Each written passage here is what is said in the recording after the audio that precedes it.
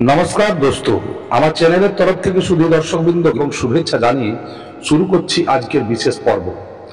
দর্শকগণ, আপনারা আশা করি ভালো আছেন এবং সুস্থ আছেন। মা তারার কাছে আমার বিনম্র নিবেদন যে আমার যত সাবস্ক্রাইবার আছেন এবং আমার চ্যানেলটিকে যারা দেখেন তাদের যেন তিনি মঙ্গল করেন এবং তাদেরকে সুস্থ এবং সবল রাখেন। দর্শকগণ, আজ এই সুস্থ এবং সবল রাখার মধ্যে দিয়েই আমরা আলোচনা করব এক বিশেষ শক্তিশালী সাধনার, যার নাম হলো বীর সাধনা। বীর হলো একটি এমনই শক্তি যে শক্তির কাছে সব শক্তি কিন্তু মাথা নত করে। যেমন ভাব কাজই হোক না কেন, এই বীরের দ্বারা সব কিছু করানো সম্ভব। কিন্তু কোনো অনৈতিক কাজ করবেন না। অনৈতিক কাজ করতে এনারা খুবই পছন্দ করেন না। আপনি এছাড়া যে কোনো কাজ বলবেন, নিমেষের মধ্যে বীর সেই কাজকে পূর্ণ করে। এবং এর প্রমাণস্বরূপ আপনারা দেখতে পাবেন আমাদের প্রাচীন ইতিহাসে আপনারা বীর বিক্রমাদিত্যের নাম শুনেছেন। রাজা বিক্রমাদিত্য তিনিও বীর সাধনা করেছিলেন এবং তার শত্রুদের ছক্কা ছুড়ে দিয়েছিলেন। স্বয়ং শঙ্করাচার্য তিনিও বীর সাধনা করেছেন এবং ভারতবর্ষের বিভিন্ন জায়গায় তিনি গিয়ে হিন্দু ধর্মের প্রচার করেছেন এবং তার দুশ্মনরা তার কিছু করতে পারেনি। গুরু গোরখনাথ নিজেও স্বয়ংসিদ্ধ মহাপুরুষ ছিলেন তিনি, এবং তিনিও বীর সাধনা করেছিলেন, যার মাধ্যমে তিনি তাদের শত্রুদের দমন করতে পেরেছিলেন। দর্শকগণ, এই জন্য এই বীর সাধনা করা আজকের দিনে খুবই দরকার। যারা এই সাধনাটি করতে চান তারা এই ভিডিওটিকে ভালো করে দেখবেন এবং বুঝে নেবেন। দর্শকগণ, সব চাইতে প্রথমে বলি, এই সাধনা করতে গেলে আপনাকে গুরু দীক্ষায় দীক্ষিত হতেই হবে। গুরু দীক্ষা না নিয়ে এই সাধনা করা সম্ভব নয়। দর্শকগণ, সর্বপ্রথম আপনারা কি করবেন, এই সাধনা দ্বারা আপনি যে কোনো কাজকে নিমেষের মধ্যে করতে পারেন। যে কোনো শক্তিশালী কাজ হোক না, আপনার যত অসুবিধাই হোক না কেন, এই বীর আপনাকে সেই অসুবিধা থেকে তুরন্ত বের করে নিয়ে আসবে। তাই যে কোনো ধরনের সমস্যা হোক। তো দর্শকগণ, এই বীরের সাধনা করতে গেলে আপনাদের যেভাবে আমি বলছি, যদি এভাবে করেন, অতি অবশ্যই আপনারা সফল হবেন এবং গুরুর আশীর্বাদ আপনাদের সফল রাখবে। কারণ গুরুতত্ত্বের প্রভাব এক মহান প্রভাব। গুরুতত্ত্ব ছাড়া কোনো সাধনায় সিদ্ধি লাভ করা সম্ভব নয়। তো এরপর আমি বলে দিই এই সাধনায় কি কি জিনিসের দরকার হবে। এই সাধনায় দরকার হবে সর্বপ্রথম একটি সিদ্ধ বীর যন্ত্র এবং লাল হকিকের মালা, কিছু ফুল, লাল আসন, লাল কাপড় এবং চামেলির তেলের প্রদীপ কিংবা দেশি ঘিয়ের প্রদীপ এবং মিষ্টান্ন দ্রব্য, এইগুলো দরকার। এছাড়া এই সাধনাতে বিশেষ কোনো জিনিসের দরকার হয় না। এই সাধনাটি আপনারা যে কোনো পক্ষের শুক্রবার থেকে শুরু করতে পারেন এবং এই সাধনাটি মোট 14 দিনের সাধনা। এছাড়া একটি 72 ঘন্টার সাধনা আছে, সেটিও আমি আর একটি ভিডিও বানাবো, বা যারা করতে চাইবেন তারা আমাকে ফোন করে আমার সাথে যোগাযোগ করে আপনারা ওই সাধনাটিও করতে পারেন। একটি 72 ঘন্টারও সাধনা আছে, যার মধ্যে বীর 100% প্রকট হবে এবং এই সাধনাতেও বীর আপনার প্রত্যক্ষ দর্শন দেবে। কারণ এই সাধনার মাধ্যমে সবাই বীরকে লাভ করেছেন। সেই সাধনা পদ্ধতি আজ আমরা আলোচনা করব। দর্শকগণ, সর্বপ্রথম আপনারা যেদিনটি ধার্য করছেন সেই দিনে আপনারা রাত্রি 9টার সময় স্নান করে আপনার বাড়িতে যে খালি কামরা আছে, খালি রুম আছে, সেই রুমে আপনারা পশ্চিম দিকে মুখ করে লাল আসনের উপর উপবিষ্ট হবেন, অর্থাৎ বসবেন। বসার পর আপনার সামনে রাখবেন একটি কাঠের চৌকি এবং চৌকির উপর একটি লাল বস্ত্র বিছিয়ে দেবেন। এরপর কি করবেন,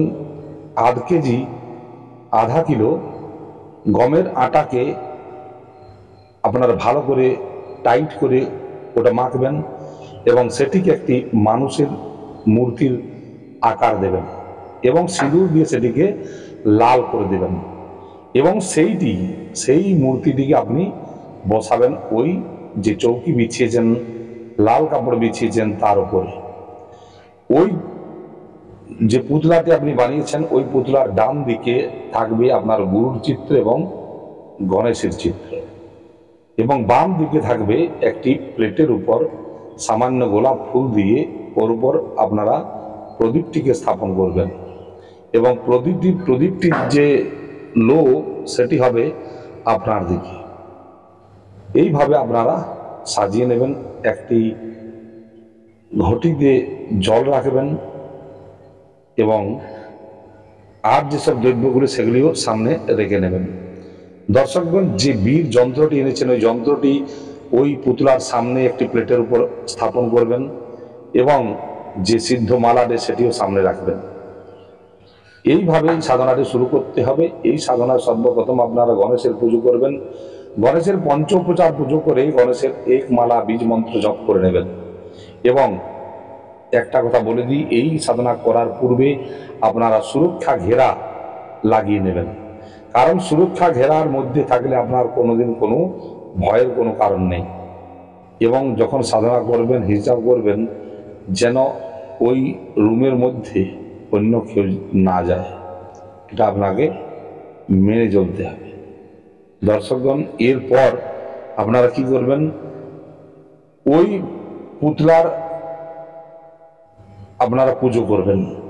গণেশের সর্বপ্রথম গণেশের পুজো করবেন। গণেশের পুজো করার পর গণেশের যে নাম মালা মন্ত্র অর্থাৎ ওম বক্রতুণ্ডায় হুম, এই মন্ত্রটি আপনারা এক মালা জপ করে নেবেন কি 2 মালা জপ করে নেবেন। এরপর আপনার গুরু মন্ত্র আপনারা 3 মালা জপ করবেন এবং ভগবান ভোলেনাথের পঞ্চোপচার পূজা করে আপনারা ওম নমঃ শিবায় মন্ত্রটি 5 মালা জপ করে নেবেন। এরপর আপনি সাধনা শুরু করতে পারেন। এই সাধনাটি রাত্রিকালীন সাধনা, দিনের বেলায় সাধনা হয় না, অনলি রাত্রিবেলায়। এরপর আপনারা আপনাদের যে কাজগুলো আছে সেই কাজগুলো আপনাকে করতে হবে। দর্শকগণ, এই সাধনায় আপনার কোনো স্ত্রী জাতির যদি মুখ না দেখে আপনি সাধনাটি করতে পারেন, খুবই তাড়াতাড়ি এই সাধনা সিদ্ধ লাভ হয়।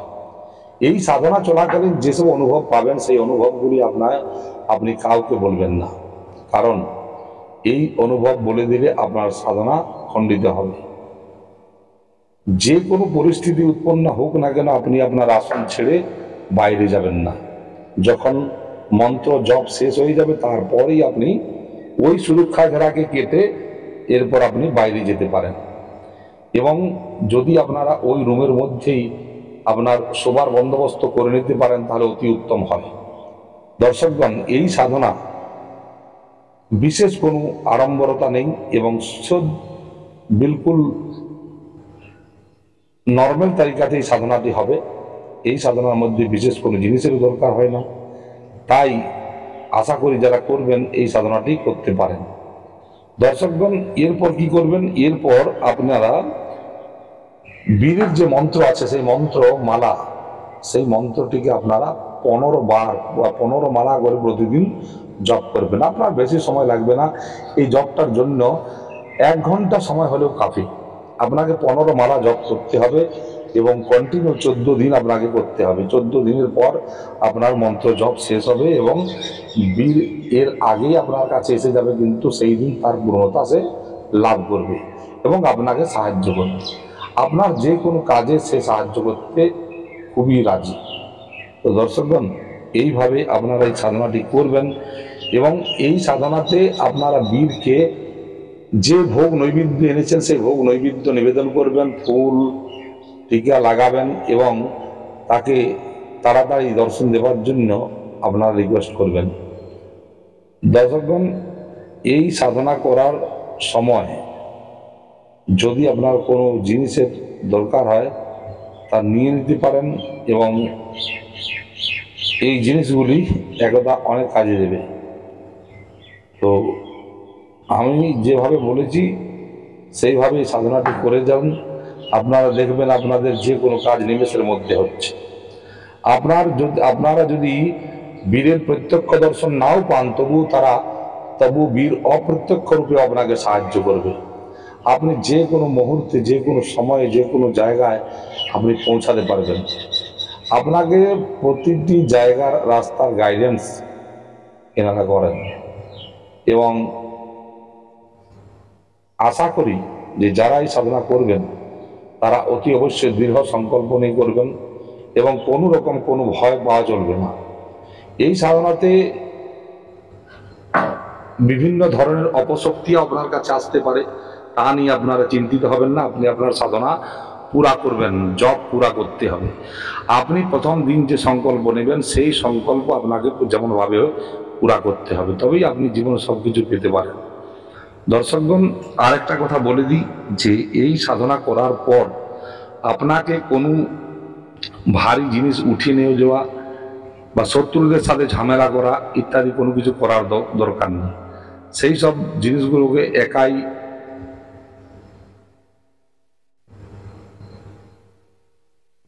যে কোনো লোক করতে পারে। দর্শকগণ, এই সাধনা করার সময় আপনারা যখন প্রতিদিন যে আপনারা পূজা করবেন এবং ভোগ নৈবেদ্য লাগাবেন, সেই ভোগ নৈবেদ্যগুলোকে আপনারা রাত্রিবেলায় যে ভোগ নৈবেদ্য অর্পণ করছেন সেটিকে আপনারা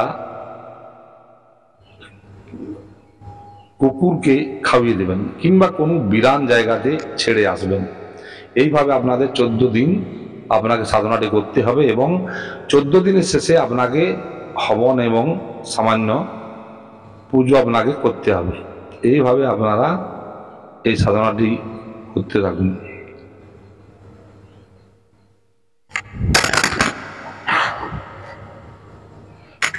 দর্শকগণ, এই সাধনায় যে মন্ত্রটি আপনি জপ করবেন সেটি আমি বলে দিচ্ছি।